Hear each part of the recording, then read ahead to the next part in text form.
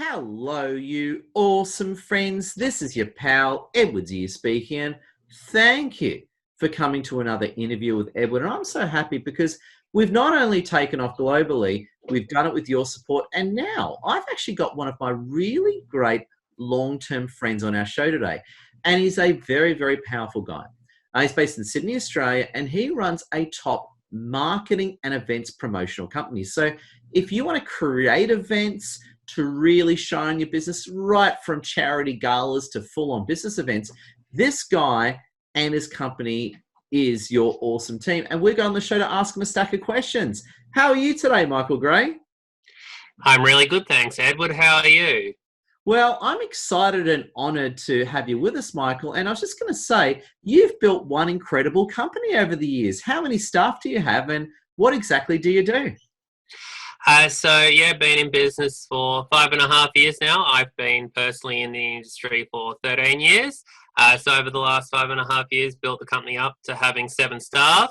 And we're managing hundreds of events a year for our clients. In light of the COVID situation, we're now also managing and promoting online events. So MKG Events at its premise is a full service event management agency. So we do everything from helping to concept the event to make them commercially sustainable and viable, right through to organising everything with the venues, the speakers, suppliers, right through to marketing, ticket sales, sponsorship, media and PR to running the event on the day or night. And we operate Australia-wide and Yeah, have clients all over Australia at the moment. I know, and I'm actually in the process of becoming one of your clients in full disclosure. Again, we won't say too much, but off camera, we're busy planning my event post-corona, weren't we, Michael? Absolutely. It's going to be a real ripper, so definitely watch this space. Yeah. Now, Michael, you are an events guy, and you know events inside out, right? And you've got amazing clients across Australia, and you know exactly what you're doing. What I was going to ask you about all this, and we'll keep it more commercially focused. So when we talk events, we'll focus on more the commercial events that are designed to get sales. That's more what our audience is into, right? Yep. When it comes to those commercial events that are designed to get sales, how do you go about it? How do you make a great event that brings in revenue, and how do they all work, Michael? Well, that's the thing. When it comes to an event that produces revenue, there's a lot of different elements to consider. A lot of people automatically think of, things like ticket sales, sponsorship, but depending upon the type of business event that it is, there are also alternative revenue models as well. So, for example, people may pay to co-speak at your event. People might pay to be included in the promotional brochures or to have a stall at the event. So say, for example, something like the B2B Expo, even though we don't work on that, but obviously the exhibitors have to pay to exhibit their businesses there. So there's a whole bunch of different revenue models that can be considered based upon your overall aims and expectations. But what, in my experience, is particularly important when you're just trying to generate sales through events or online events for your business is obviously having something that's very smooth running, something that aligns with the target market that is watching or attending the event, and being able to effectively build that know, like, and trust with the audience. And that is obviously key, along with following up interested parties post the webinar or event. Yeah, that's incredible. And I was going to say, I think it's an amazing thing that you're doing.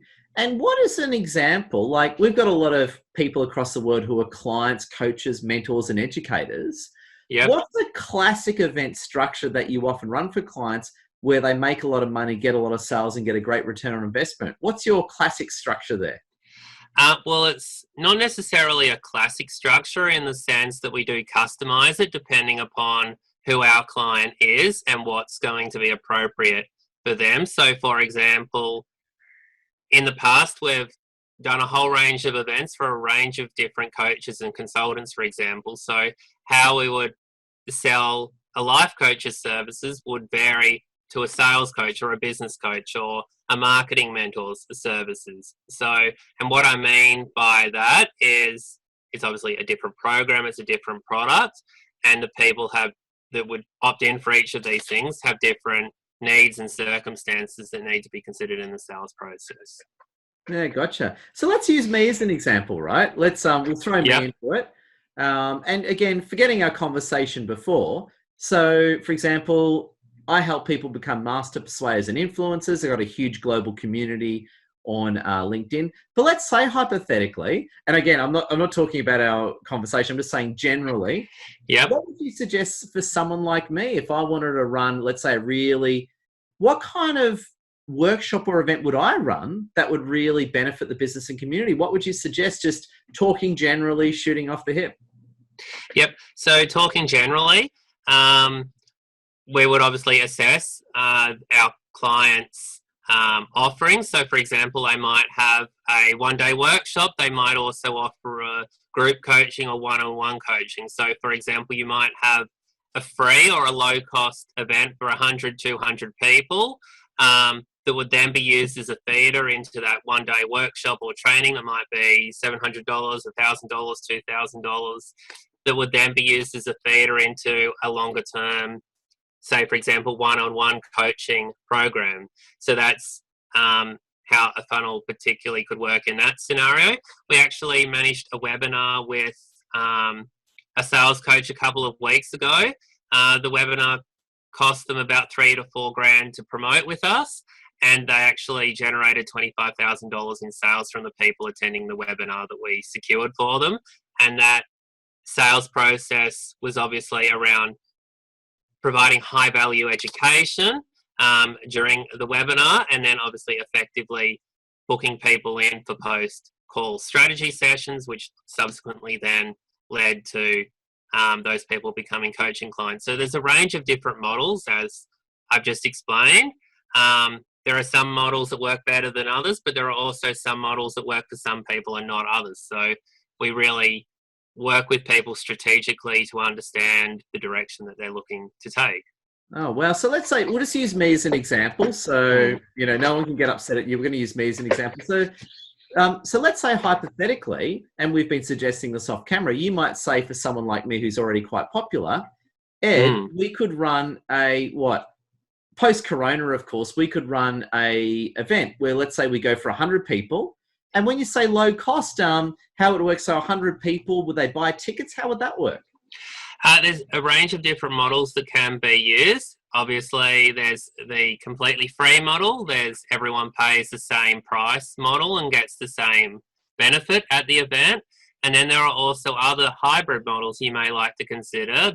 So I guess if you look at the positives and negatives of free tickets versus paid tickets, free, you're much more likely to attract cold audience people, which I think is essential for any business, because there's only so much time the warm leads are going to last for, and you obviously have to continuously find new ways of attracting people in to have clients come out the other side. So in terms of the free approach, works really well for cold people that are perhaps not as engaged, that you want to build up and warm them up over a period of time. Then there's obviously the paid scenario as well, but then you can also do things like tiered ticketing. So for example, you could have a free option, then you could also have a paid option whereby the people that pay get front row seating, and on top of that they might get lunch included, or a special post-event networking time, or a strategy call with one of the presenters. So just as long as there's that clear difference in value, people can opt for what suits them as well when they're in the registering for the event process. I love that. And I'm sure a lot of our viewers around the world would love this, Michael. I love how you put it. So you could, for example, run an event where you go for 100 people. You might have, let's say it's 100 seats for argument's sake. Yep. You might have 20 paid seats where people pay for the front row seats, and then the other 80 are free. That would be a great model. So if someone, I guess, wants to come in for free, they can. If someone wants to give you some money, they can. That's a great model. I personally love the sound of that. Well, thank you. And it's actually a model that we've implemented successfully for many clients over the years as well. And I guess if you look at it from the audience's perspective, if you look at it as well from the coach's perspective, having the strategy calls with the guests actually would be very valuable as well, because it gives you time to build that extra know, like, and trust with key people that have obviously made a commitment to be there, which means if you are a coach and you have people that have committed to being there, that's obviously a good potential alignment to work together. Because from my understanding of working with so many coaches over the years, coaches want to work with people that are committed, that are driven to take themselves forward. They don't want to work with people that can't be bothered to, move themselves forward. Got it. So, for example, any coach or anyone listening, you could run a workshop, obviously post-corona, legal and safe, 100 people, 80 people free, 20 people pay. I'm just trying to do some mathematics here for the sake of our audience. So let's say you run an event, right? You run an event and you got 100 people. Out of 100, let's say you got 100 people, just to keep the math simple, right? Yep. How many free tickets would you allocate, and how many paid tickets would you allocate? And how much would the paid tickets cost, and what would you put in there? So that's a very loaded question. So it would depend upon who the coach is. It would depend upon where they are in the market. Using you. Yeah, please pick on me as an example. Yep. So just pick on Edward's ear. Sure thing, Edward. So using you as an example, I think you have a very, very connected community of people, but you're also looking to grow, and particularly, really, deliver the value that you can offer to your clients to more people. So you could look at a 50-50 split scenario, in the sense of 50%, new people that may be wanting to get to know you, and 50% of people that already do know you. You could also look at, depending upon the direction you want to take, say, for example, having 80% of people in the room focused on new business and maybe 20% being existing customers. And you can actually also use those people who are existing customers to, give testimonials about you on stage at the right time in the event to the new people. And it's also an opportunity for them to get some exposure for their organisations too. So there's a whole range of different ways that you can leverage this. Oh, beautiful. And how much would you charge? And again, use me as an example. So, everyone's, so you're not spilling any beans. Yep. How much would I charge for a free ticket? So I got 100 people. Yep. Let's say what you're saying, 50 or 20%, like 50 or 20. How much would you charge for, obviously a free ticket's obviously zero because it's free, but how much would you charge, silly question, how much would you charge for a free ticket? How much would you charge for a paid ticket, and what proportion would be paid? So in terms of how much you can charge, so for example, you could have free, which is free, then you could have a silver ticket, which might be, say, $27, $37, something like that, and then a gold ticket, $87, $97, for example. So the difference between the three ticket options might be the free people basically just get to come to the event. Silver and gold ticket holders might get to attend the event with premium front row seating, in addition to a post-event networking time exclusively for silver and gold ticket holders. And then gold ticket holders might get a 30-minute free strategy call with you, for example. So then there's a clear difference in value proposition between each of the three ticket holders. And in relation to the pricing, that would kind of be generalized pricing, but it's a pricing model that I've used effectively and repeatedly for many years. Got it. So out of 100 people, how many, in my case, how many would you do free and how many would you do paid? Yep. So you might have, say, 20 people gold, you might have 30, 40 people silver, and then the rest bronze. Ah, okay. And then bronze is free, silver and gold is paid. Is that right? Correct. Yes. So free would be bronze, silver would, say, be $27, $37, and then, sorry, that would be silver, and then gold would be $87, $97, something like that.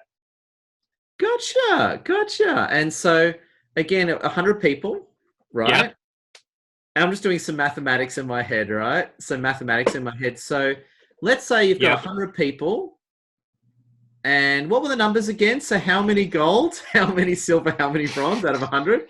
I'll try to do some Sure numbers. thing. So possibly 20 gold at Yeah, $97 gotcha. and 30, 40 silver at say $27 or $37. But what you also, I guess, need to consider in terms of revenue generation as well is that you could have other speakers that are paying to present as well. You could Gotcha. also have a couple of clients of yours that want some exposure. So they might get a trade stand at the back of the room and the opportunity to give a short presentation in exchange for helping to contribute towards the event costs. And then obviously you have great marketing programs such as the Marketing Vault, such as your one-day workshops and your one-on-one coaching sessions that could be sold at the event as well. So if you look at it from a cost recovery and profiteering perspective, there's obviously many different ways that you can get income other than tickets. So what I always think is the best thing to do is not to rely on one particular revenue stream and look at it from multiple revenue streams. I love it. You're absolutely blowing my mind because, again, for me, this is such a great thing. And to our viewers around the world, I really hope you're enjoying this interview because these are all the different ideas that you can do. And in real time, you're actually seeing my own journey with Michael. Like, for example, I might run an event with 100 people. As you were saying before, 20 are gold, 30. So half are basically paying, half Mm. are free. Um, if 20 are paying gold, that's $2,000. If 30 are paying silver, which is let's say just $25, that would be, was it $1,500? My brain's not working. Right, I work in marketing. I'm an influencer marketing coach, not an accountant. But let's say hypothetically, let's say 30 by 50, which is $6,000. Very nice. And is $2,000. If you could fill that, and that's a big question, if you could fill that, already I've made $2,000 plus $6,000. But if silver's $50, gold's 100, I've already made 2,000 plus 30 times. So I've already made at least $6,500, and then the rest are all free. Mm. Correct. And also, too, what's very important to consider from your point of view, and another way that we help our clients is by one of the ways that we help increase the profitability of our clients' events is by managing the expenses responsibly. So, for example, within Sydney, there are many venues in the city. I'm not going to name names, but let's just say that some AV companies very much overcharge or attempt to overcharge people. Like one of our clients in the past, they were quoted $11,000 for AV equipment, so speakers, Just quickly, microphones that we got for whatever you 2,000. do, please make sure you don't name anyone or give out any details that you can find. I So wasn't. please, yeah, no naming and Yep. shaming. Yeah, please I don't. wasn't. I Oh, wasn't. good. So, Just being sure. so what I was trying to say there is, our client was quoted $11,000. We got exactly the same supplies for them for $2,000. So Wow. because Wow. of our buying power of doing many events per week all over the place. And one of the other things as well is that we can help our clients with is we obviously have a lot of relationships with a lot of venues and, where you might go in, a random person might go in off the street, the venue might want 30, 40, 50% up front. Our clients can get access to a lot of venues within the city area, for example, for 10, 15, 20% upfront. So that just helps to manage things from a financial and cash flow perspective for our clients better. So there are many, I guess, advantages of seeking out advice before going through this process. Because I guess one of the things with events, they can be very expensive if you don't know what you're doing, and they can also be very expensive if you don't have the right sales processes in place to generate income. And after doing hundreds of events, obviously I'm across various forms of revenue models, and that's why some of our clients benefit from a 300 to 500% return on investment. Oh yeah, and your knowledge is amazing. And but the thing is, and just in full honesty to the audience, I'm a webinar guy. I'm a more of a meetup guy. I'm more of a LinkedIn guy. For me, doing the full day, paid workshops for hundreds of people, that's a new skill set for me. Hence why I'm being intellectually honest and working with someone like yourself, Michael. Because again, we don't know everything. Just on that, Michael, and I know a lot of the audience will be. I tend to think exactly what the audience thinks, right? And I know what a Yep, lot of people are thinking. So, okay, here we go. You're going to run an event. There's yep, 100 people. yep, 20 are going to be gold, paying $100 a ticket.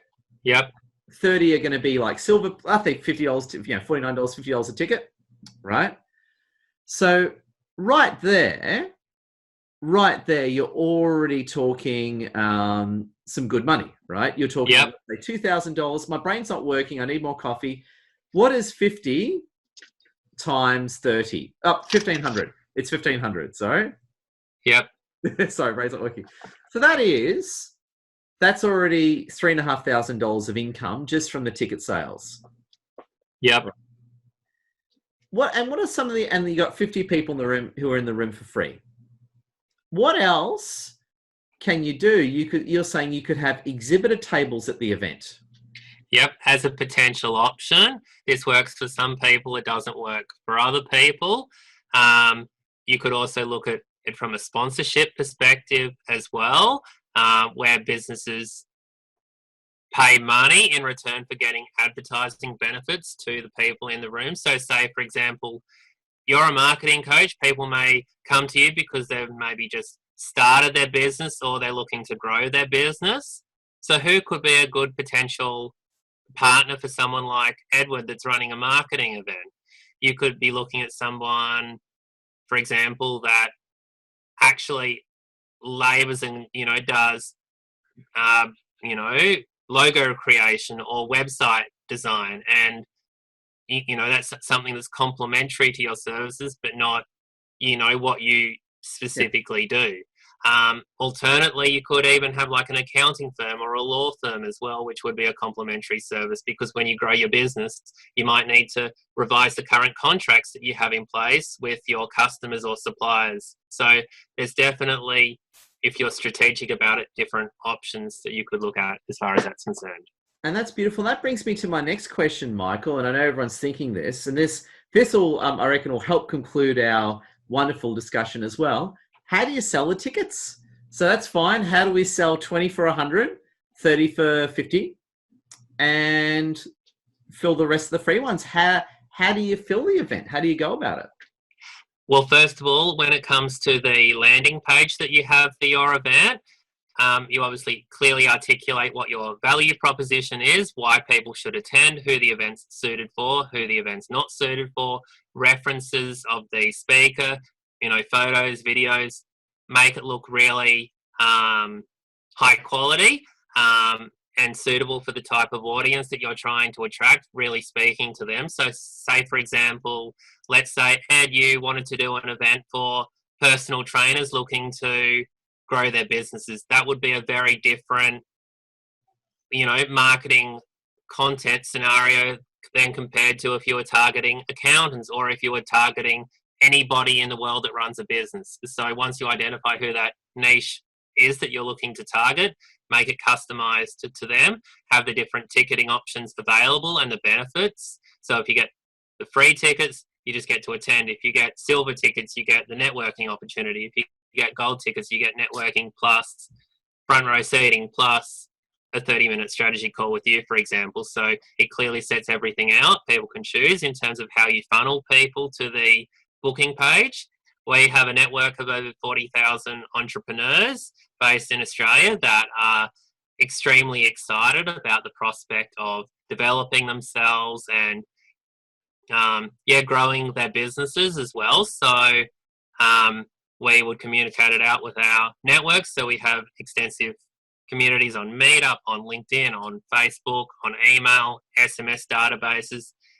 Obviously, all the people who have ever attended our events in the past as well. So that combined is a very key thing. And what we've actually noticed, particularly over the last couple of years, is that we have so many followers that are actually turning up at all of the business events that we run for a period of time, and then we kind of hear from them later, and they kind of tell us how much it's kind of helped them. And I can definitely say that from my own perspective as well. I've definitely learned a lot from working with incredible business mentors as well. So, and I think that if you apply yourself, anyone can learn a lot from working with incredible business mentors. And Edward's definitely one of those people. And Michael, I got to say, it's great. I'm looking forward to the prospect of kicking this off. Hopefully, towards the end. My vision is towards the end of the year we pull this off based on everything going great. That's my vision. Hopefully, it happens, but we'll see what happens. It will. I'll give you this answer. It will happen. My goal is to make it happen as soon as possible. And I got to say, it's been great using me as a live guinea pig. I was going to say, Michael, we've covered a lot of ground today. It's been awesome, and I know our audiences love it. As we bring this interview to its epic conclusion, what are some of your closing thoughts and tips to our audience around the world on how to run really profitable, successful events? Any closing thoughts from you, Michael? Well, unfortunately, due to the coronavirus situation, a lot of events globally have been cancelled or postponed for this year. And obviously that's been very challenging for my industry and for my business as well.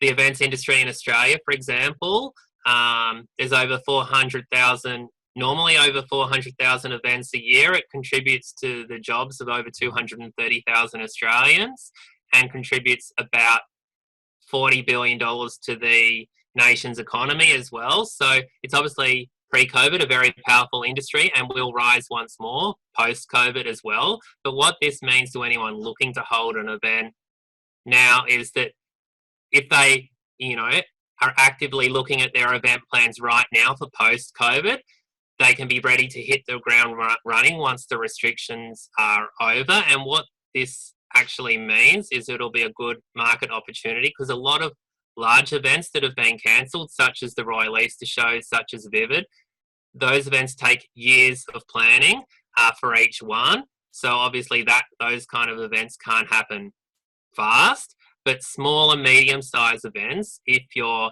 planning now, putting things in place now, can happen immediately, and there's more of a market opportunity for people looking to start events because there's reduced competition, generally speaking, of other companies that are running larger events that can't practically move as agilely as small and medium-sized events can. Michael Gray, I'm going to say I've loved this interview and it's been great picking your brain. I'm absolutely excited to share this with our community once I get it uploaded. I just want to say a big thank you. I was going to ask you as well, how can people around the world get in contact with you if they want to learn more about you and what you're doing, or they just want you as an awesome connection? Well, I'm on LinkedIn and I have many, many tens of thousands of followers as well. My mobile number is 0452 446 443, and you can also reach out to me via email at michael@mkgevents.com.au. Michael, it's been an absolute pleasure. And just before you go, what is your final wonderful closing thought to the audience?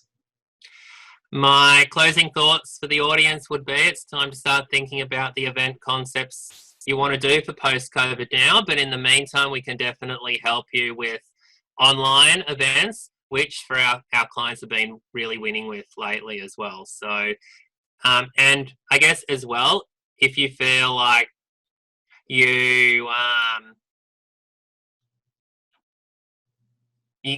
perhaps want to manage the event yourself and just want a bit of a guiding hand, but you kind of mainly want to do it yourself, we also have event coaching for those types of clients. So giving the people specific advice around how to make your event more profitable, how to make it successful, what common pitfalls to avoid, as well as advice that's uniquely tailored. So basically, MKG Events is your full service provider, from doing it for you or with you, everything from concept through to organising, marketing, selling and managing. And for people that are comfortable doing that themselves and just want a bit of a hand, we can also do event coaching and one-on-one coaching as well. So, Michael, Thank you so much. And to my friends around the world, Mm. Michael Gray's a great guy. You're seeing me in real time expand my own thinking and consciousness on events. And I got to tell you what, it's very excited. Michael, I just want to give you the final word. And I just want to say thank you so much for your time here. I know you're a busy man and we absolutely appreciate you.